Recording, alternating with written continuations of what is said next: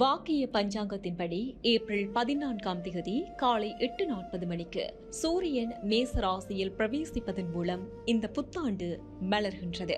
ஒவ்வொரு தமிழ் புத்தாண்டு தினத்தன்று எம்மவர்கள் புது கணக்கை தொடங்குவார்கள், புதிய விடயங்களையும் ஆரம்பிப்பார்கள், புதிய கலைகளை கற்கத் தொடங்குவார்கள். அந்த வகையில் தற்போது பிறக்கவுள்ள பராபவ தமிழ் புத்தாண்டு எப்போது பிறக்கின்றது, சுபநேரம் என்ன என்பதை நாங்கள் விரிவாக பார்க்கலாம். 2026 ஏப்ரல் 14ஆம் தேதி சதயம் நட்சத்திரத்தில் பராபவ தமிழ் புத்தாண்டு பிறக்கின்றது.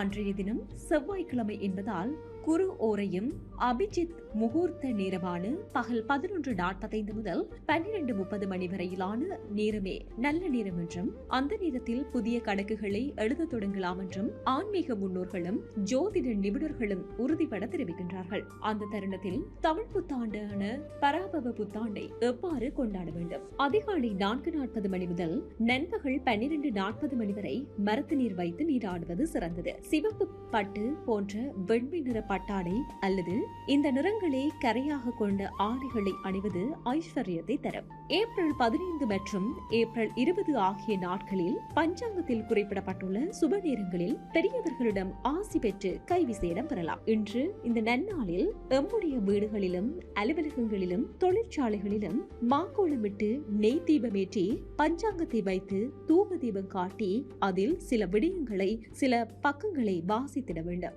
மேலும் அன்றைய திகதியில் அருகிலுள்ள ஆலயத்திற்கு சென்று இறைவனை வழிபடுவதும் ஏழை எளிய மக்களுக்கு தானம் வழங்குவதும் இந்த ஆண்டின் பலன்களை சிறப்பாக பெற இயலும். பஞ்சாங்கம் என்பது வாரம், திதி, நட்சத்திரம், யோகம், கரணம் என்னும் பஞ்ச அங்கங்களை கொண்டது.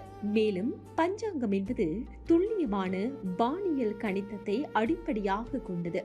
எம்முடைய முன்னோர்கள் வானில் நிகழும் அற்புதத்தையும் அதிசயத்தையும் பல நூற்றாண்டுகளுக்கு முன்னரே துல்லியமாக அவதானித்து அதனை பஞ்சாங்கத்தில் குறிப்பிட்டுள்ளனர். உதாரணமாக அமாவாசை, பௌர்ணமி, கிரகணம், ஆழிப்பேரலை, தொற்று பாதிப்பு, சர்வதேச அரசியல் மாற்றம், போர்ச்சூழல் என பல விடயங்களை குறிப்பிடலாம். அன்றைய திகதியில் எம்முடைய இல்லத்தரசிகள் அறுசுவை உணவுடன் வேப்பம்பூ ரசம் மற்றும் வெந்தயமும் மாங்காயையும் கலந்து மாங்காய் பச்சடி பிரத்யேகமாக தயாரித்து அதனை இறைவனுக்கு படைத்து அனைவரும் பசியார்வர். பராபவ தமிழ் புத்தாண்டில் அனைத்து வாசகர்களும் நல்ல நிகழ்வுகளும் சுப அனுபவங்களும் கிடைத்திட வேண்டும் என எல்லாம் வல்ல இறைவனிடம் பிரார்த்திக்கின்றோம்.